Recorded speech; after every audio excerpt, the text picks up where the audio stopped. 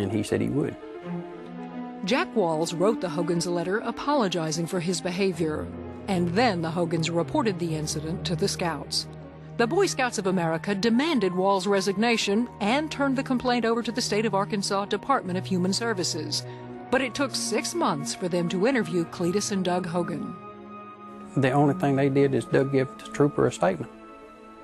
And it was another 2 months before the state police obtained a written statement from Walls. What did the written statement say? The fact that Doug was lying, that he never did anything or said anything to indicate anything of that type, and said that Doug was having problems dealing with girls. He placed all the blame on Doug. Police also had the letter that Walls had written to Hogan, but they wrote it off as incidental. They said, well, Jack told them that it was because that him and Doug had had words, and that he was too harsh with Doug in explaining to him that he shouldn't act the way he did and all that about girls. And the state police accepted it. Jack Vincent was a reporter for KARK-TV in Little Rock at the time. Now a news director in Lubbock, Texas, he remembers quite vividly covering this story. If you read that letter carefully, it never admits to any sexual misconduct. It never admits to, I tried to get your son to do something with me. It says I was wrong in the way things were done or whatever. Still, the Hogans persisted, but no one would listen. My friends telling me, quit making stuff up, you're a liar, you're gay, you're just making all this up to have a story. You just want to sue him and get some money out of him, when that wasn't any part of it. It was all about getting him out of scouting and putting him in jail. When Karen and Charlie Knox heard what Doug Hogan was saying about their brother-in-law and neighbor, they were enraged. Both the Knox boys, Brooke and Wade, were in scouting with their Uncle Jack. He told us that the Hogans were accustomed to suing people and that he thought they were trying to get some of the Walls' money. So we didn't know them. We didn't know them. I didn't know Doug Hogan or Cletus. I didn't know who they were. So I believed him. In November 1993, the Hogans filed criminal charges against Lone Oak's favorite son for contributing to the delinquency of a minor and third-degree assault. So we went to court, and I testified for Jack, telling him what a wonderful person he was. My kids were on the stand for their Uncle Jack. On the testimony of supporters, Walls was found not guilty of the charges. Little did anyone know at the time that the boys speaking for Jack had been molested themselves. As more pressure got on Jack, the more he hated Cletus and his son. You know, he cost him his Boy Scouts. With Jack vindicated, Doug quickly became an outcast in town. And that's when Walls decided to take revenge. Walls, a former Vietnam vet, had been secretly teaching Heath Stocks and some other scouts how to shoot guns and build bombs. I think at first it was a means to keep everybody's attention. Here's military stuff, we're getting to blow stuff up, shoot weapons, automatic weapons, things of that nature. And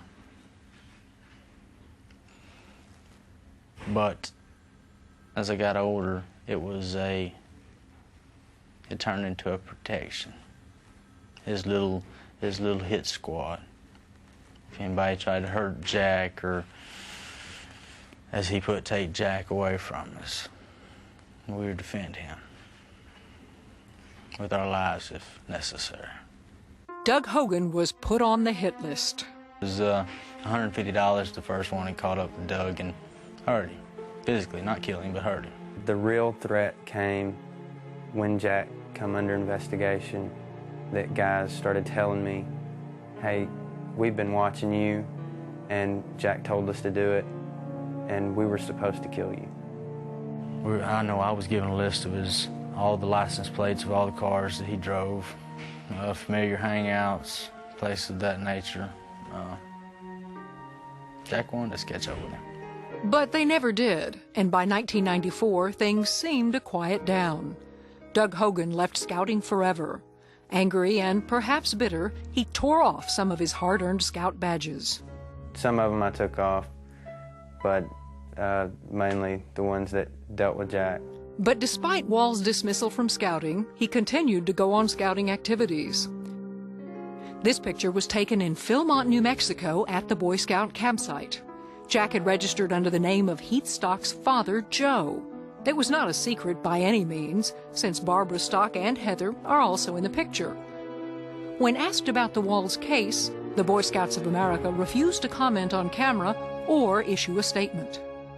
How did it happen to where no one knew that Jack Walls had taken the name of another person when he was supposed to be out of Scouts altogether? And he wasn't a stranger to Philmont. He had been there in years past. Somebody there had to know him. It would take another 5 years after the Doug Hogan incident before Lone Oak would uncover the terrible truth about Jack Walls. And that's when they would realize that Doug Hogan had been telling the truth all along. I thought that he truly loved Boy Scouting and the way that Boy Scouting was and what it meant to him. What do you think it meant to him now? It was a tool that he used to get to boys. Yes, it was wrong. And I deserve to be punished for that. If everybody knew the truth about Jack and everything, I don't think they would have had life sentences and been stuck in prison. I really don't. The truth about Heath Stocks was almost as devastating as the murders themselves. For years, Heath kept his shameful secret to himself. It took 3 life sentences with no chance of parole for Heath to talk about what Jack Walls had done to him. He performed oral sex on me and then forced me to have oral sex on him. I was worried about it. I didn't know really what to say. Heath Stocks was just 10 years old when Jack Walls began sexually molesting him, and it continued for 10 years up until the murders of his family. I didn't like it at all, but I get treated the way I want to be treated.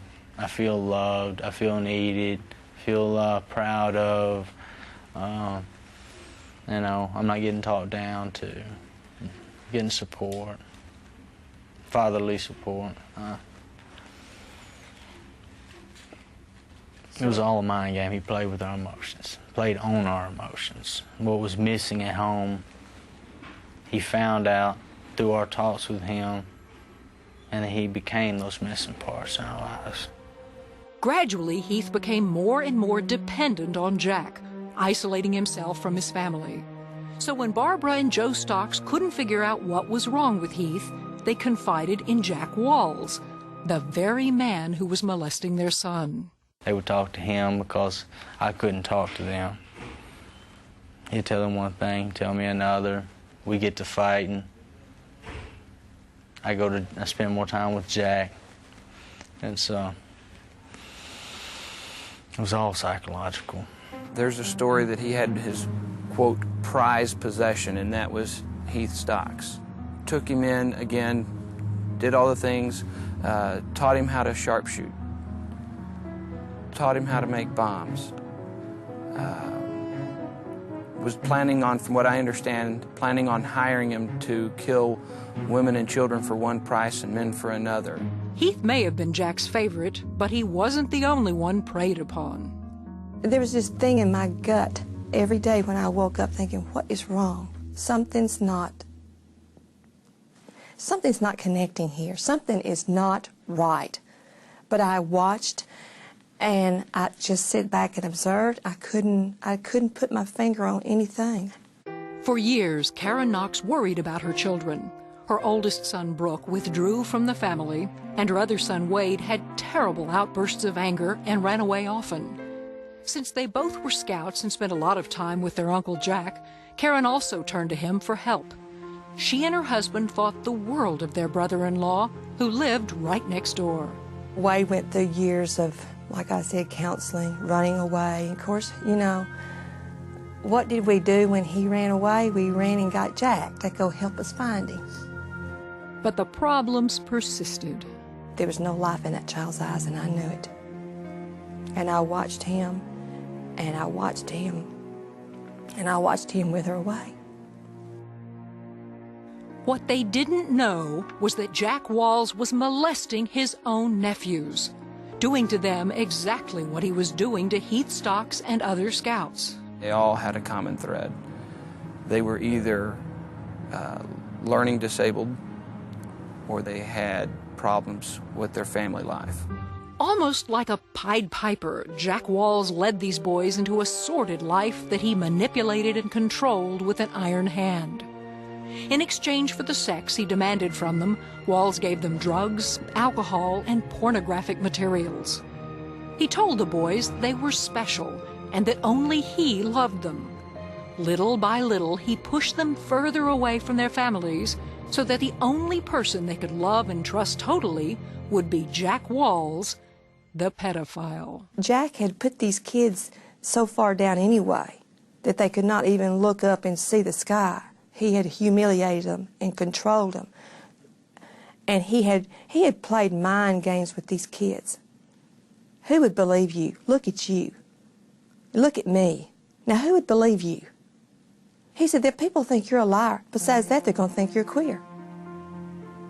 Now, you hear that since you're 8 years old or 10 years old or 12 years old when, you know, when life is hard anyway, and you're trying to fit in, you know, and find your place, and then you hear that day after day after day. No, you don't fight back. You don't fight back. You give in to it. When I was in college, he told me who to date, what to do on dates, what to do sexually with women.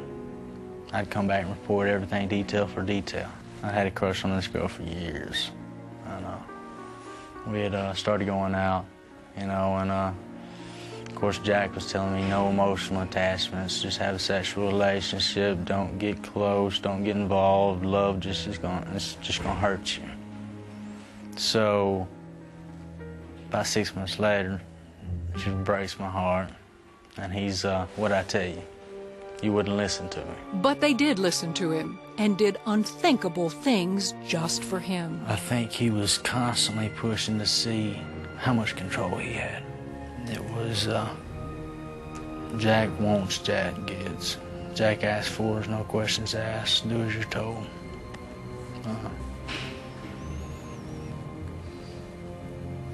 For me, I don't like talking about it, and I've only brought it up a few times.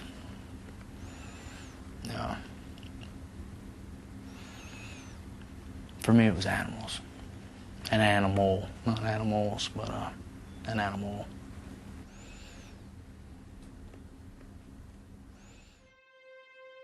He told the older scouts years ago that there was a girl named Betty, and she was a prostitute, and that he had made arrangements for Betty to come over, excuse me, y'all, and give them oral sex. And they were young, and they did. They came over, and Betty showed up, but Jack said, now she doesn't want you to see her, so they blindfolded the boys on the sofa. The Betty was Jack.